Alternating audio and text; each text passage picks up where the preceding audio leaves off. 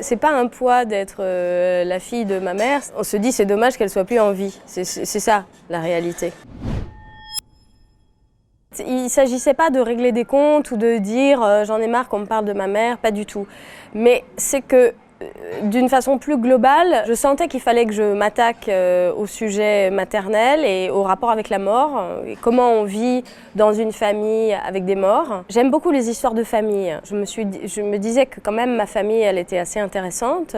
J'étais enceinte et comme tout parent, je pense on se pose la question, tiens, qu'est-ce que je vais raconter à mon enfant? Quel genre de mère je vais être? Mais alors quel genre d'enfant j'ai été? Et puis quel genre de parents j'ai eu? Et comment est-ce qu'on peut avoir un rapport sain avec son enfant quand on a tout le temps peur qu'il lui arrive un accident, parce que ça m'est arrivé et que forcément, déjà tous les parents y pensent, mais moi je dois y penser certainement peut-être un peu plus que tout le monde. L'absence d'une mère, c'est la recherche de figures de substitution. Et si jamais ça devait m'arriver, et si ça devait arriver à ma fille, j'espère qu'elle trouverait des figures de substitution, des mères de substitution. Quand on est petit, on a besoin de bouche pour vous embrasser, de bras pour vous étreindre, d'oreilles pour vous écouter, de câlins surtout.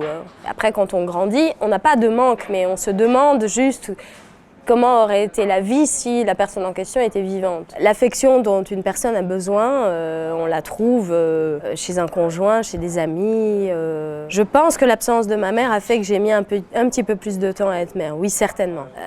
Est-ce qu'il y a un petit blocage de ce côté-là parce que ma mère est morte? Est-ce qu'il y a quelque chose de cet ordre-là? Oui, je pense. Oui, c'est certain. Quel genre de maman je suis? Et pour l'instant, je suis une mère qui dit non 45 000 fois par jour. Non, ne fais pas ça, non, ne grimpe pas là, non, n'attrape pas un bonbon, non, voilà. J'essaye de ne pas être trop angoissée. Pourquoi je dis jamais le nom de ma mère? Parce que c'est ma mère et parce que je l'appelle ma mère.